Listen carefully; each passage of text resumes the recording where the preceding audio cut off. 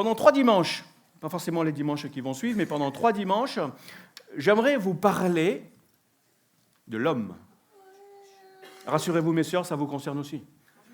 Lorsque je parle d'homme, là, ici, je parle de l'être humain, la nature humaine. Je pense que les hommes et les femmes ont une nature humaine aussi, n'est-ce pas? Voilà. C'est ce dont j'aimerais vous parler. Et surtout, vous parler de l'homme spirituel. Ah, mais comprenez bien que c'est aussi, encore une fois, les femmes spirituelles. Enfin, c'est cette nature spirituelle. Alors, qu'est-ce que ça veut dire, être spirituel? Quel est mon objectif en vous parlant de ça? Donc, après avoir commencé à préparer ces prédications concernant l'homme spirituel. Parce que j'aimerais que chacun d'entre nous, que nous puissions comprendre vraiment qu'il est vital, mais vraiment vital. Lorsque je parle de vital, c'est une question de vie ou de mort.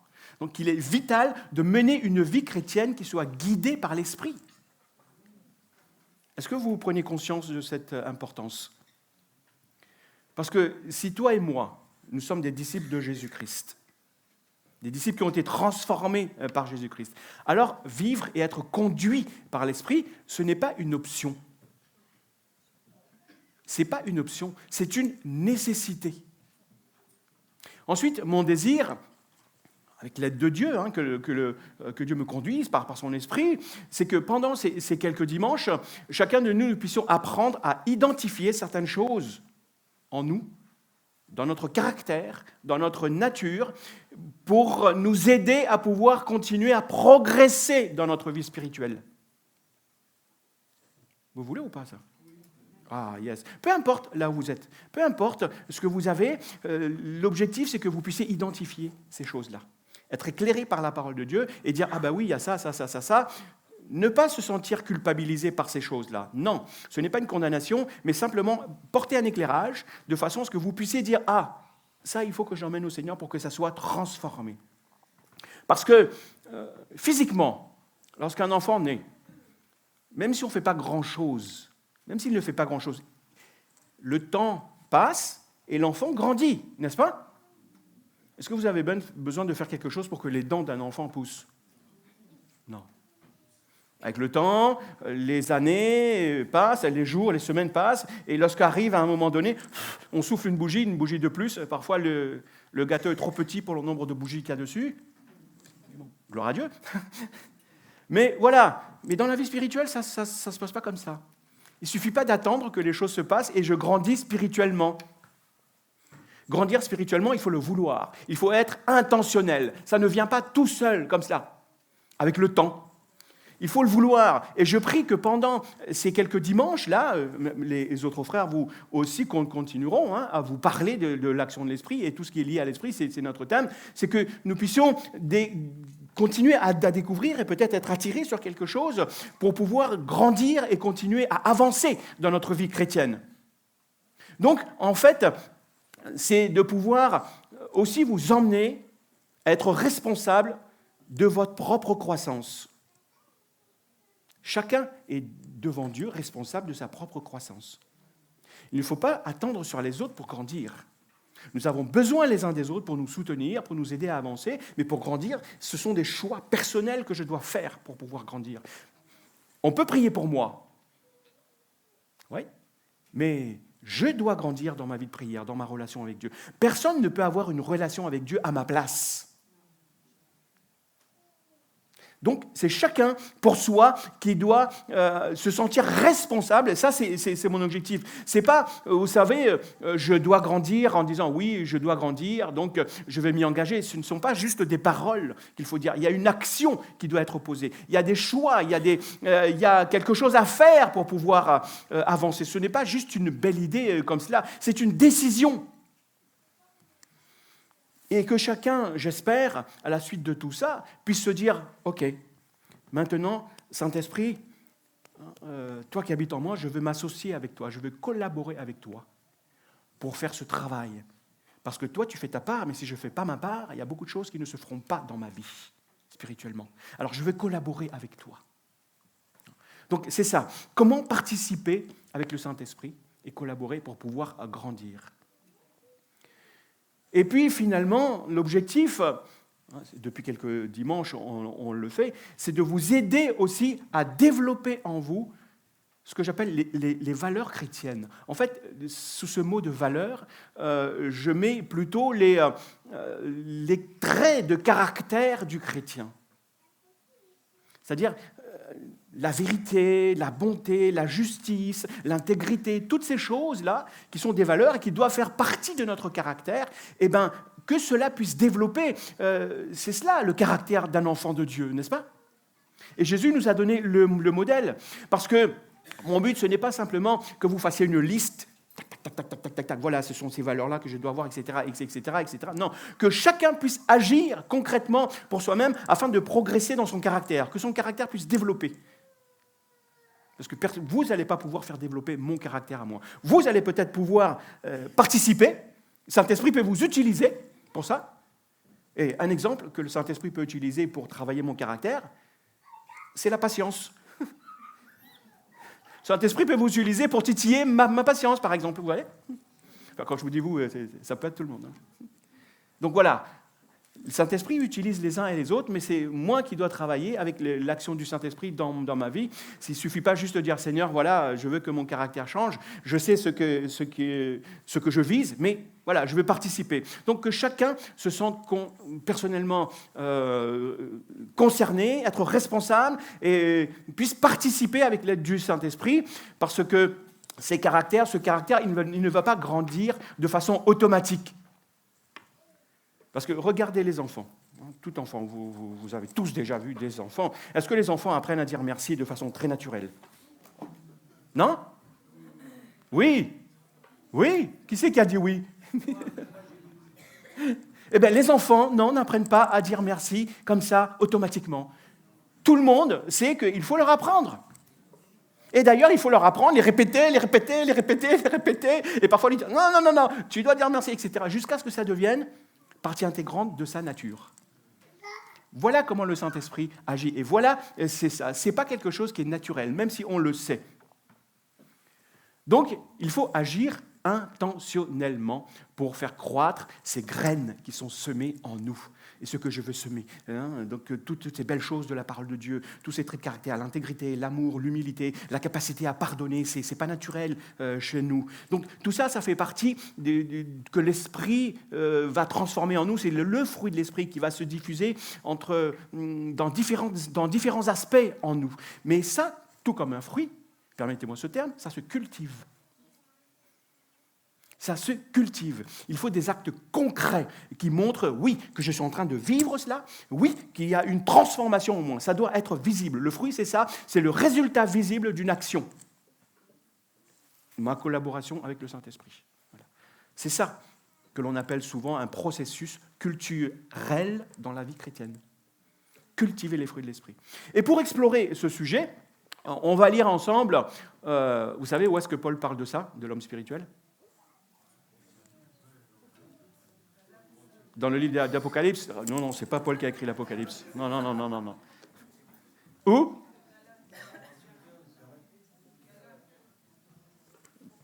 Non, Galates, non. Galates, il parle des fruits. Les fruits, ouais. Dans 1 Corinthiens. Allez, on va lire ensemble 1 Corinthiens. On va lire un bon passage dans 1 Corinthiens, et vous allez voir, parce qu'il est bon, Simon le rappelait la semaine dernière, il est bon de lire la parole de Dieu. Pas simplement des petites portions, un verset, etc., mais de lire dans sa globalité. Donc, je vais prendre un moment aussi pour situer le contexte de cette lettre aux Corinthiens, parce que je ne sais pas si vous avez déjà entendu cette conversation, c'est une femme qui va voir son mari. Il lui dit, écoute chérie, depuis quelque temps, j'ai l'impression que je ne compte plus pour toi. J'ai l'impression que ce n'est plus comme avant. Avant, on passait du temps le soir ensemble, mais depuis quelque temps, tu es tout le temps avec elle. Tout le temps. Tu passes beaucoup de temps. Je m'endors toute seule. Je ne sais pas ce que tu fais. D'après vous, de qui parle cette femme?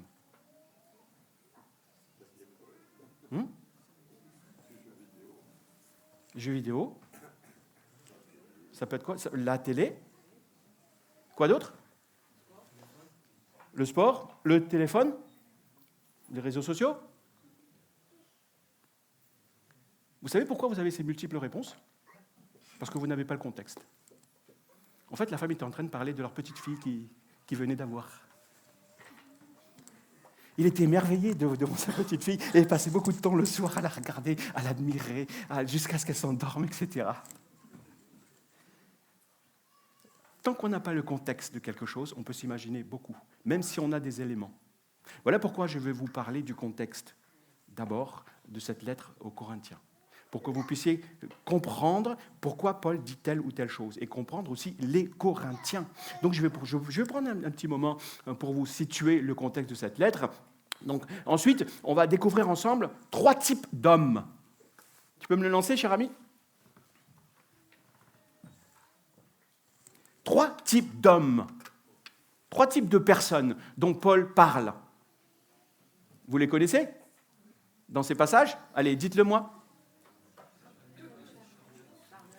L'homme charnel, l'homme naturel et l'homme spirituel. Vous les retrouvez là? Sur ces images, sur ces silhouettes? Vous savez qui est qui là?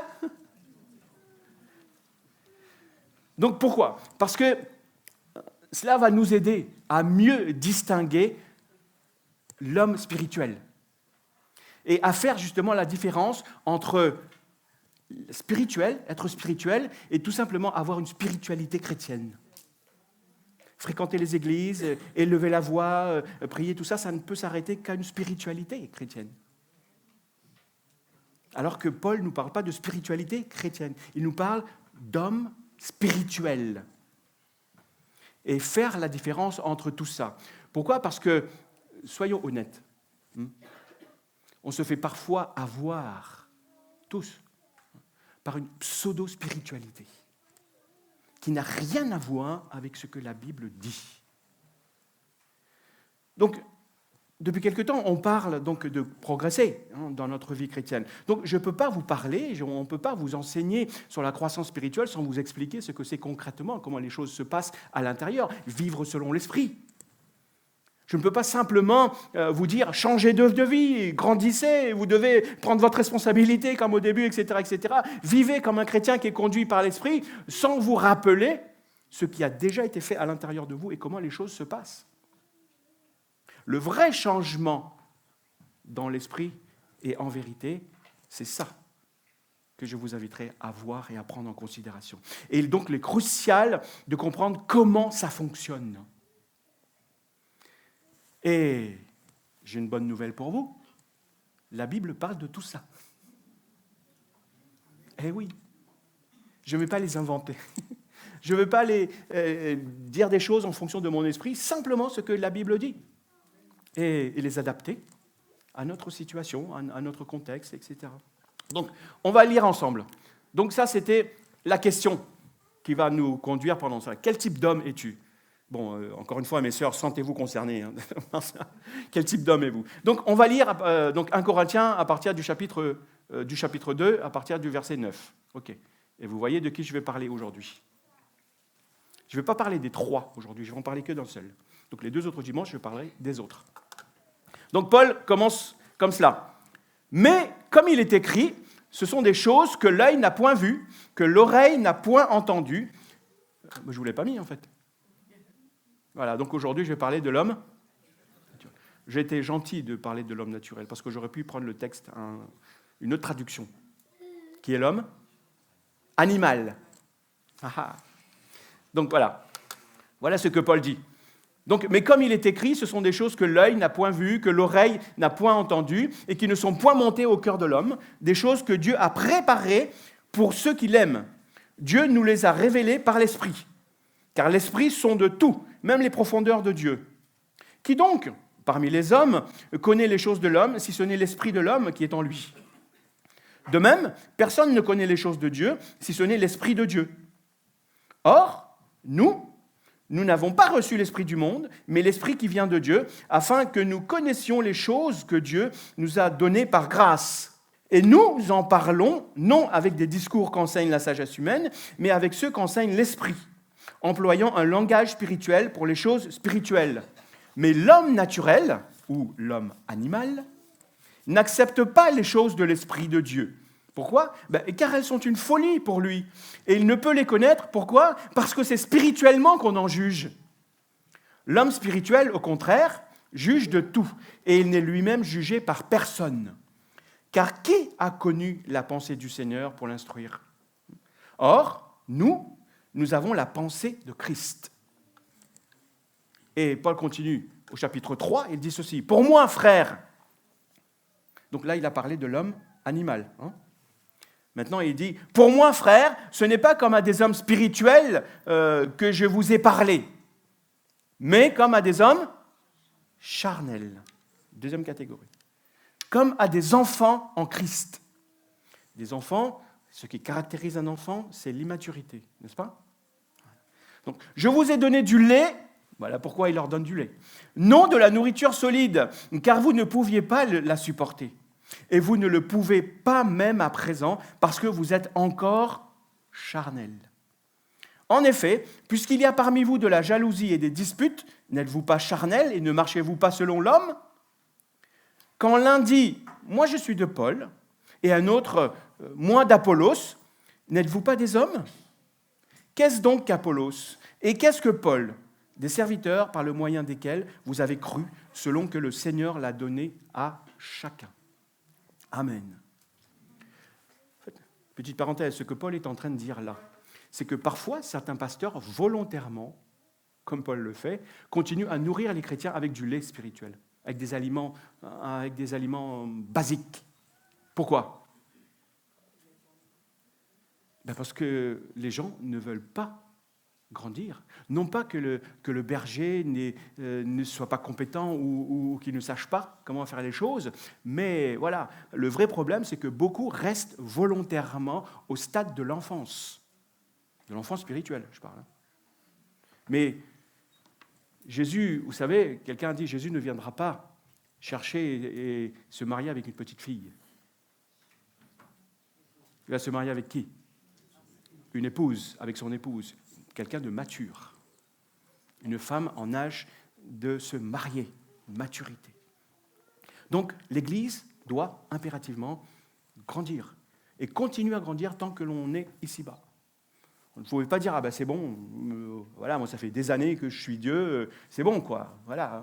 J'ai atteint un certain âge, je fréquente l'Église depuis une vingtaine, une trentaine d'années, moi je suis arrivé, je suis assez mature spirituellement. On va voir que c'est peut-être pas forcément dans ce sens-là qu'il faut considérer les choses. Tant qu'on est ici-bas, c'est qu'on a des progrès à faire. Et on doit continuer à grandir. Bien sûr, il y a un minimum à chaque fois.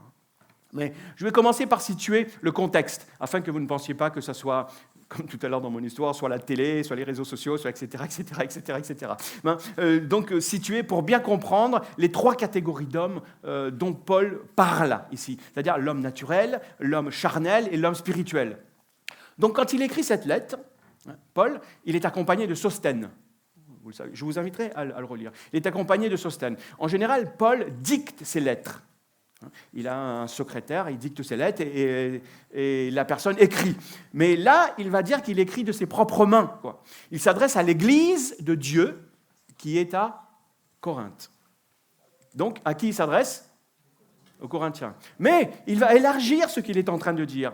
Il va dire, je m'adresse à vous, frères, à l'Église de Dieu qui est à Corinthe. Donc ce sont les premières personnes qui sont concernées. Mais ensuite, il va dire aussi, je m'adresse à tous ceux, partout dans le monde, en quelque lieu que ce soit. Tous ceux qui invoquent le nom du Seigneur Jésus. Ça veut dire quoi ? Est-ce que ça nous concerne ou pas ? On ne peut pas dire, voilà, c'est un enseignement contextuel qui ne concernait que les Corinthiens. Ce que Paul est en train de dire nous concerne aussi.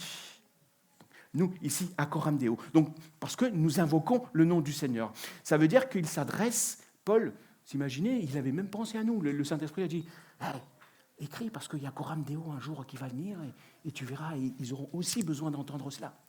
Ça, c'est génial. Si vous êtes là, c'est que le Saint-Esprit a conduit Paul à vous écrire pour vous parler aujourd'hui. Extraordinaire.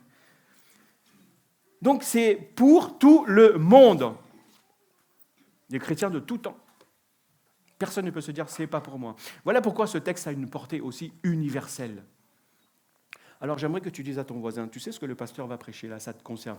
Allez-y, comme ça ils se sentira concernés.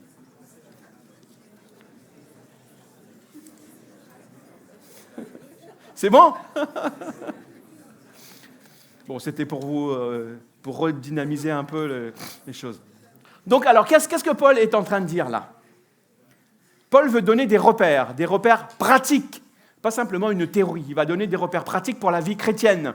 Donc il commence par poser d'abord les principes, hein, voilà ce qu'il en est, puis il montre comment appliquer ces principes concrètement dans leur situation, dans leur contexte à eux. Donc, il va leur dire, par exemple, au sujet, vous savez, des viandes sacrifiées, souvenez-vous, en fait, qu'il n'y a pas d'autre Dieu. Hein, voilà. Ou encore, lorsqu'il va leur parler de prophétie, il va leur dire, voilà, par rapport à votre situation, qu'une seule personne parle à la fois, sinon ça va être un brouhaha, on n'entendra rien, qu'une personne parle à la fois et que les autres se taisent et écoutent. Et s'il n'y a pas d'interprétation, que tout le monde se taise, s'il y a une parole en langue. Paul utilise leurs exemples pour nous parler, pour nous donner tous ces principes-là. Donc, il veut les aider à vivre concrètement et vivre ensemble leur foi chrétienne. Donc, il leur donne presque, si vous voulez, comme un manuel. Je suis sûr que personne ne regarde ou ne lit. Et moi, le premier. Quand on achète quelque chose, on ne va pas lire le truc épais qu'on nous donne, là, le manuel d'utilisation. On dit, ouais, je sais comment ça marche. La Bible, c'est ça. La Bible, c'est le manuel comment l'homme doit vivre. Comment l'homme spirituel doit vivre. C'est son histoire. Il y a beaucoup de choses intéressantes dedans. Comment ça fonctionne? Comment on fonctionne? Comment Dieu veut que l'on fonctionne? Qu'est-ce que Dieu attend de nous? Il y a peut-être des choses que vous n'avez jamais explorées encore. C'est pour ça que l'on achète des appareils très, très, très, très chers et on n'utilise que 10, 15, 20% de leurs possibilités. N'est-ce pas? Imaginez toutes les possibilités qui est en votre pouvoir, que Dieu vous a données. Toutes les promesses qui se trouvent dans ce livre, que vous n'avez peut-être pas encore exploré. Donc voilà. Donc ces chrétiens sont déjà convertis. Mais ils font face à des défis. Comme nous. Qui n'a pas de défis dans sa vie, en tant que personnel, famille et puis Église. Ils sont remplis du Saint-Esprit. Ils aiment le Seigneur. Ils ont soif de plus. Mais, il y a des choses quand même que Paul dit, ça, il faut corriger cela. Il faut quand même corriger certaines choses. Donc, si on veut saisir vraiment cette lettre, il faut comprendre à qui elle s'adresse. Alors, qui sont ces Corinthiens? Premièrement, Paul souligne qu'ils sont riches en dons spirituels. Waouh!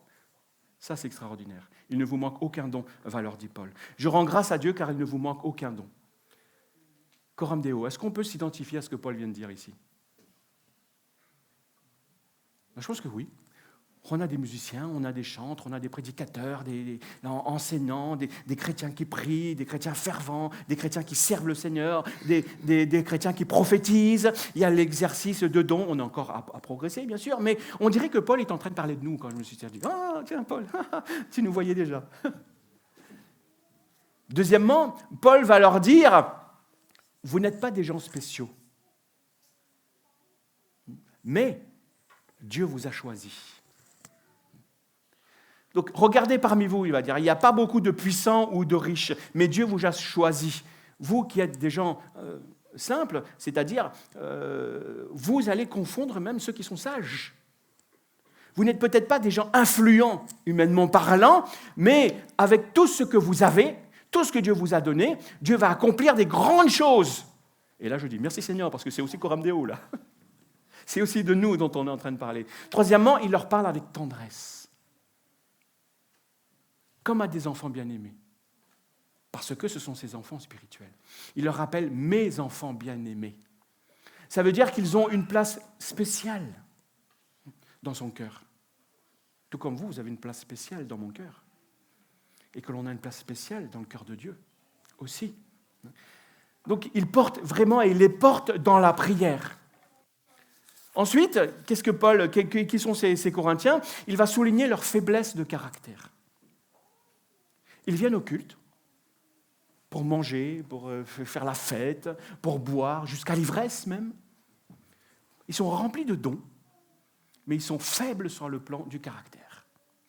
intérieure. Ils sont capables de jeûner peut-être des jours entiers, mais ils sont méconnaissables sur leur lieu de travail. Ils sont méconnaissables lorsqu'ils discutent avec leurs voisins. Ils sont remplis de l'esprit, mais sans force pour dire non à la corruption et au compromis. Ils sont faibles intérieurement. Donc ils sont aussi très influençables, ces gens-là. Donc Paul constate que plus ils se réunissent, au lieu de devenir meilleurs, au lieu d'apprendre et de devenir meilleurs, le mal commence à s'installer au milieu d'eux. Paul va leur dire à un moment donné, on ne se réunit pas pour devenir pire, on se réunit pour devenir meilleur. Il y a même parmi vous des comportements qu'on ne retrouve même pas chez les gens du dehors. Ce n'est pas digne de vous. Alors Paul dit, mais qu'est-ce qui est en train de se passer là au milieu de vous, chers frères et sœurs corinthiens ? Vous n'êtes pas stable dans votre foi, dans votre marche. Vous changez trop vite. Vous êtes influencé par l'environnement qui est à l'extérieur, l'environnement de ce monde. Et enfin, Paul voit chez eux comme une forme d'inconscience spirituelle. Vous savez, comme un enfant. Donc, c'est pour ça que je vous parlais de maturité. Les enfants n'ont pas conscience des choses profondes. Et donc, pour réveiller leur conscience, il va leur poser des questions. Il ne va pas les accuser par ces questions, non, mais il va les poser des questions. Lorsqu'on pose des questions, c'est généralement pour faire réfléchir. Et souvent, lorsqu'on me pose des questions, moi je réponds par une autre question. Lorsqu'on me demande quelque chose, je pose par une question, je ne donne pas la réponse. J'essaye de faire un peu comme Paul. Il va leur dire, mais quand vous vous disputez, est-ce que vous n'êtes pas charnel là ? C'est une évidence. La façon dont c'est formulé, en grec, la question, ça attend une réponse positive. La façon dont on formule, d'une autre façon, ça peut apporter des réponses négatives. Mais là, Paul leur dit, mais est-ce que vous n'êtes pas charnel ? La façon dont tu le formules, ils n'ont qu'à dire, oui, c'est vrai. On peut le constater. Ou encore, il va leur dire, ne savez-vous pas que vous êtes le temple du Saint-Esprit ? Ça, c'est une évidence. En bon pédagogue, donc, Paul veut les pousser à penser et à réfléchir par eux-mêmes. Et c'est comme ça qu'il va les aider à grandir. Donc, ce matin, j'aimerais vous poser une question. Êtes-vous spirituel ? Oh là là, êtes-vous spirituel ? Alors, puisque pas de réponse, encore une fois, regarde ton voisin et demande-lui, est-ce que tu es spirituel ? Demande à ton voisin.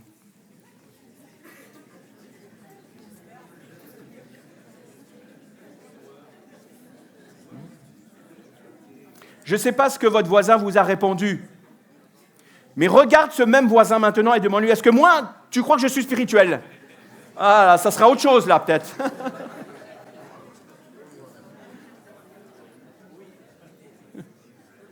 Parce que, frères et sœurs, ce n'est pas parce qu'on fréquente l'Église depuis 10 ans qu'on est spirituel. Ce n'est pas ça le critère. Si c'était le cas, nos églises, et puis même notre environnement, la société, serait peut-être un petit peu plus différente. N'est-ce pas ? Et ça se verrait. Et à la fin de ce message, je vous garantis que vous allez aimer la lettre aux Corinthiens. Vous allez les aimer, ces Corinthiens. Vous allez vous identifier à eux. Donc pour aujourd'hui, je vous propose d'abord de faire un survol.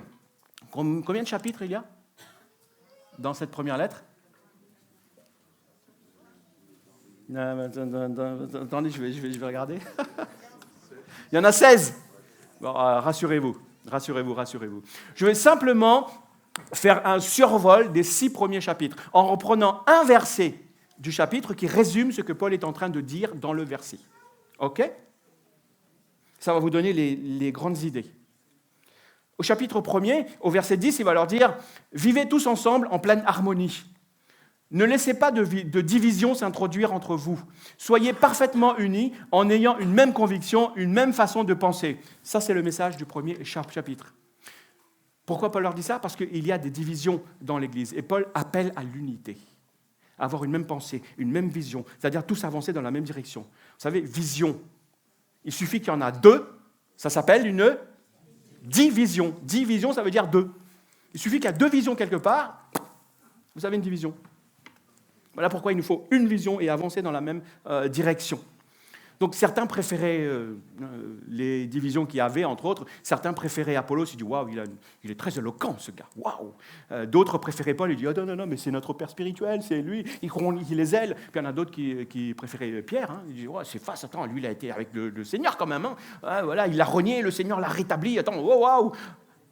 Et Paul va leur dire « Oh, qu'est-ce qui se passe ?» Et certains vont dire « Ah, nous, on est des super spirituels, nous, on est pour le Seigneur. » Voilà. Nous, toutes ces choses-là d'hommes, nous, ça ne nous concerne pas. Nous, on est au-dessus de tout cela. Nous, on est pour Jésus-Christ. Beaucoup auraient dit Amen. Comme s'ils étaient au-dessus des autres, en fait. Mais même ce comportement-là, Paul va dire écoutez. Vous êtes encore charnel en pensant de cette façon-là. Et au chapitre 2, il va leur dire ceci. « Mon enseignement et ma prédication ne reposaient pas sur les discours persuasifs de la sagesse, mais sur une action manifeste de la puissance de l'Esprit. » Donc Paul veut leur rappeler ce qu'il leur a déjà transmis, c'est-à-dire la vie par l'Esprit. Pas de belles phrases, pas une belle théorie, une parole vivante qui les a transformés, une parole pleine de puissance qui a produit quelque chose de spirituel dans leur vie. Pas simplement juste des émotions à un moment donné.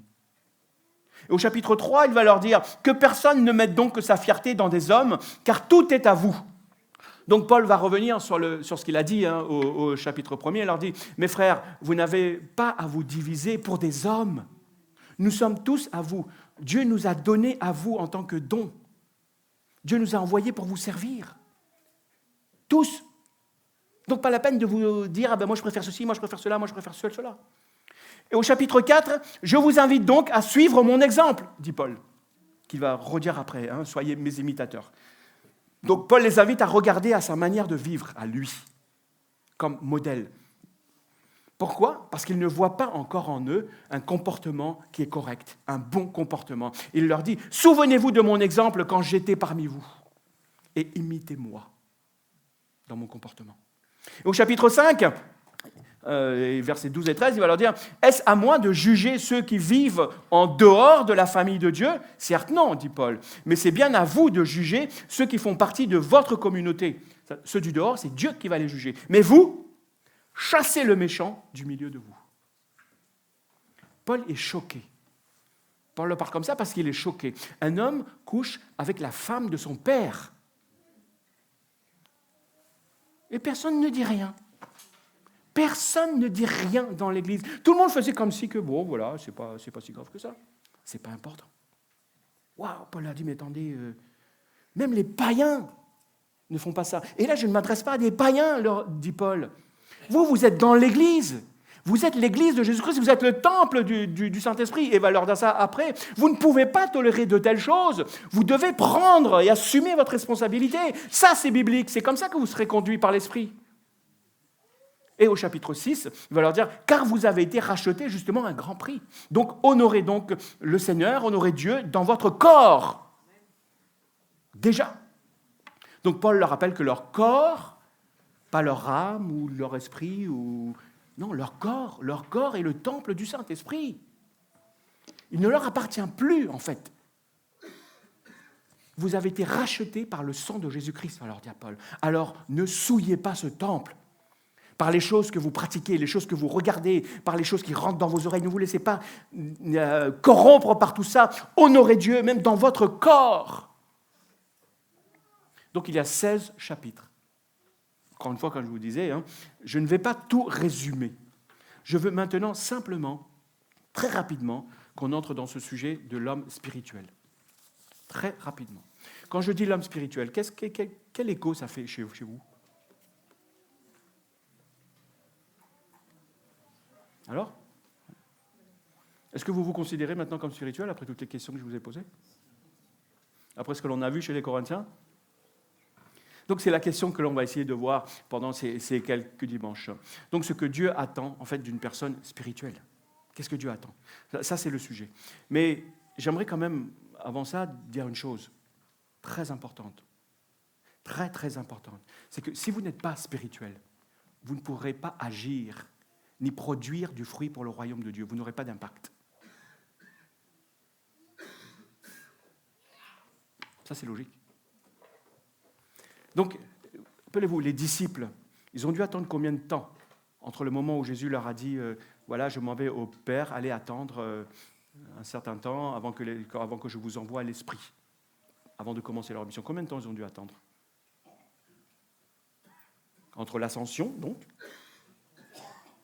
et la Pentecôte. Combien de temps il y a? 50 jours. Voilà pourquoi on appelle Pente, 50 jours. 40 jours entre la résurrection et l'ascension, et 10 jours entre l'ascension et, voilà, 50 jours en tout depuis entre Pâques et Pentecôte. Entre Pâques, oui, tout à l'heure je vais dire l'ascension, non, pardon. Il y a 10 jours entre l'ascension. Donc, pourquoi je vous dis ça? Parce que Dieu ne nous appelle pas à simplement une transformation morale, à avoir un bon comportement et de bonnes idées. Ça, les hommes peuvent les avoir. Dieu nous a appelés à naître de nouveau. Et nous sommes nés de nouveau, nés par l'Esprit de Dieu, nés d'en haut. Et puisque nous sommes nés d'en haut, nous devons être conduits par l'Esprit qui nous a régénérés, qui nous a donné vie. Mais avant d'aborder ce qu'est l'homme spirituel, Paul va commencer par leur parler de cet homme-là, l'homme naturel. Et l'homme naturel, c'est qui? Eh bien, c'est une personne qui n'accepte pas ce qui vient de Dieu. Il n'accepte rien de ce qui vient de Dieu. Pourquoi? Parce qu'il ne peut même pas les comprendre. Il ne peut pas les comprendre. Si je vous parlais en mauricien, je sais qu'il y en a beaucoup qui comprendraient rien du tout. Pourquoi? Même si ce sont des belles vérités bibliques, vous ne les comprendrez pas. Je dis ça parce que je suis mauricien et que je parle mauricien. Vous ne les comprendrez pas. Il faut que je vous parle votre langue pour que vous puissiez comprendre. Donc, cette personne-là ne peut pas comprendre les choses spirituelles. C'est pourquoi, c'est quoi exactement donc, cet homme naturel là, que l'on va voir. Donc, cette expression, encore une fois, l'homme naturel, désigne une personne sans Dieu. Autrement dit, c'est quelqu'un qui agit selon ses propres instincts. Voilà pourquoi on traduit aussi l'homme animal. Il agit selon ses propres instincts. Il suit ses envies, ses propres envies, sans vraiment réfléchir aux conséquences de ses actes. Il est entièrement dépendant de son ressenti et de ses émotions. Il ne suit que ses pensées personnelles, que ce qui s'est forgé dans ses pensées. Il fonctionne un petit peu par impulsion. Voilà, mais j'ai envie de faire ça, j'ai envie de faire ceci, etc., etc., etc. Moi, je pense que ça, c'est bien. Il est le genre d'homme à ne pas faire de différence entre ce qui est un plaisir, un désir et un besoin. Donc, ses actions sont dirigées tout simplement par sa propre volonté, mais une volonté qui est influencée par le diable, par ce monde. Une volonté qui est trompée, une volonté qui est déformée par le péché. Donc, il agit simplement parce qu'il a envie. Et il ne sait pas distinguer entre ce qu'il a envie et ce qu'il est raisonnable de faire. Donc, l'homme animal ou l'homme naturel, il ne ressent pas donc les choses de l'esprit. Ça lui paraît trop bizarre, c'est trop bizarre pour lui. C'est flou, c'est irréaliste, c'est mythique, etc., etc. Il est dépourvu donc de la connaissance et de l'intelligence des pensées de Dieu. Il est dépourvu de tout ça. Cet homme peut être instruit, il peut être quelqu'un de très éloquent, quelqu'un d'aimable même, quelqu'un de très séduisant, de brillant, mais le sens spirituel et le contenu des vérités bibliques, des vérités de la parole de Dieu, lui échappent complètement. Eh ouais. Donc, selon les versions bibliques, comme je vous disais, donc, il y a ces trois expressions, l'homme naturel, l'homme animal ou l'homme livré à lui-même. Donc, il est livré à lui-même, à ses propres pulsions. Donc, toutes ces choses-là veut dire, en fait, on parle de la nature humaine. C'est l'homme dans ce qu'il est. L'homme, certains, les non-chrétiens, disent que l'homme, c'est un animal religieux. C'est dans ce sens-là dont je suis en train de parler. C'est vraiment un animal. C'est l'homme tel qu'il est, de manière très brute, sans Dieu, sans transformation. Cet homme peut même fréquenter une église. Et oui, même s'il est bien élevé, même s'il est sympa, l'homme naturel, il restera juste un homme avec ses propres instincts. Donc, je vais simplement maintenant vous résumer quelques traits caractéristiques, les caractéristiques principales de cet homme naturel. D'abord, l'homme naturel, il ne connaît pas Dieu, comme je viens de vous le dire. Selon la Bible, ne pas connaître Dieu, ça ne veut pas dire ignorer que Dieu existe. Non. C'est surtout ne pas avoir une relation avec lui. L'homme naturel, il peut avoir entendu parler de Dieu. Il peut même avoir une connaissance religieuse, une connaissance juste à propos de Dieu. Mais ce n'est pas parce qu'on a une connaissance juste que l'on a une relation avec Dieu.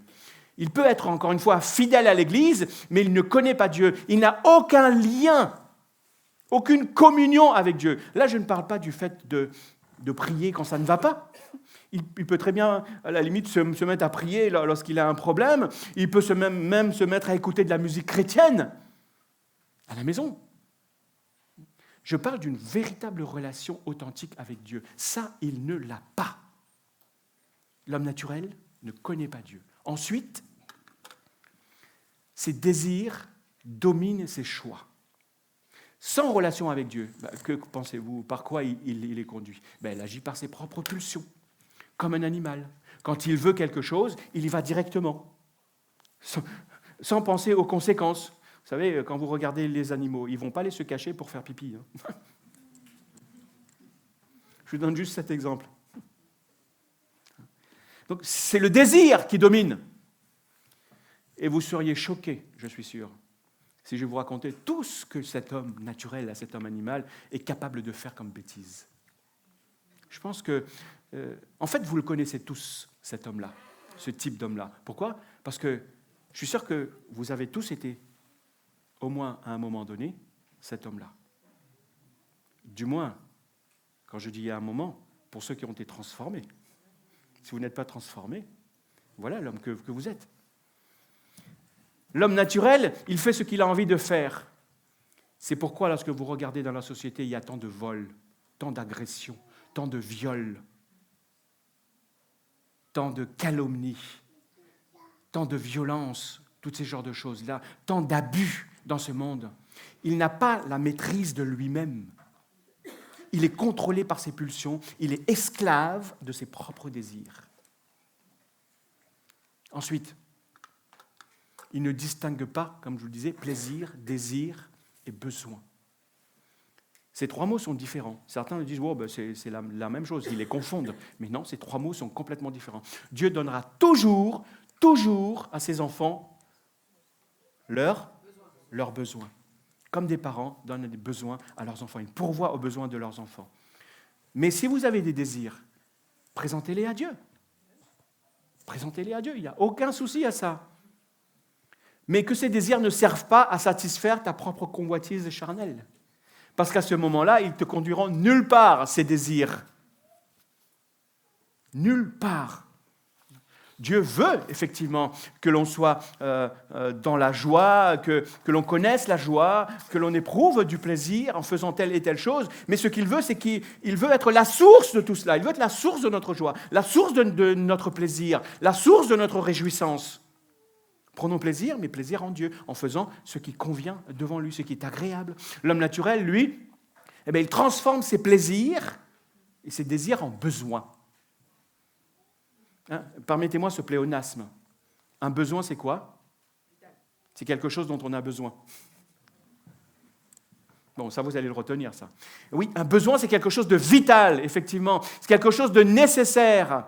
Lorsque vous ne l'avez pas, vous pouvez mourir. Et lorsque vous ne l'avez pas, vous ferez tout pour essayer de trouver cette chose. Quand vous avez soif, et que ça fait un bon bout de temps que vous avez fait des efforts, vous commencez à transpirer, vous avez besoin de boire, qu'est-ce que vous allez faire? Essayer de trouver à boire partout. Quand ce besoin n'est pas comblé, il y a comme un bug qui se produit, même parfois dans nos pensées. Oh là là, je défaille parce que je suis fatigué, je n'ai pas mangé et je n'ai pas bu. Il y en a qui conduisent là? Qui ont une voiture? Alors restez longtemps sans mettre du carburant dans votre voiture et vous allez voir ce qui va se passer. Donc le carburant pour la voiture, c'est un besoin. Ce n'est pas juste un plaisir que vous allez vous dire « Oh, ma voiture, elle est une belle voiture, donc je vais lui faire plaisir. Allez, je vais vous mettre de la bonne essence dedans. Allez, je vais lui faire plaisir, je vais même mettre un autre carburant plus cher dedans. » Mais ce n'est pas le carburant plus cher, c'est le carburant dont il a besoin qu'il faut lui mettre. Quand je vous parle de ça, manger, c'est un... Aller au resto, c'est un... plaisir.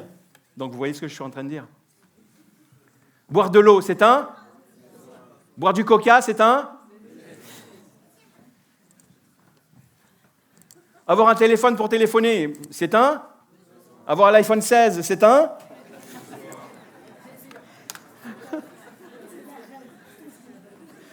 Si vous avez de quoi vous payer l'iPhone 16, il n'y a pas de problème. Mais ne confondez pas les deux choses. Mais ne confondez pas les choses. Le besoin et le plaisir. Donc vous voyez, l'homme naturel, lui, il confond tout cela. Il confond ce qui est vital. Pour lui, son plaisir devient quelque chose de vital. Il fera tout même pour l'avoir. Il fera tout. Et s'il ne l'a pas, qu'est-ce qui va passer? Il va se mettre à râler, il va se mettre à déprimer, il va se mettre à accuser les autres. Il va trouver des cibles de tous les côtés pour dire « Ah ben si je ne suis pas satisfait, c'est ça. » Mais si ta satisfaction est en Dieu, il n'y a aucun problème.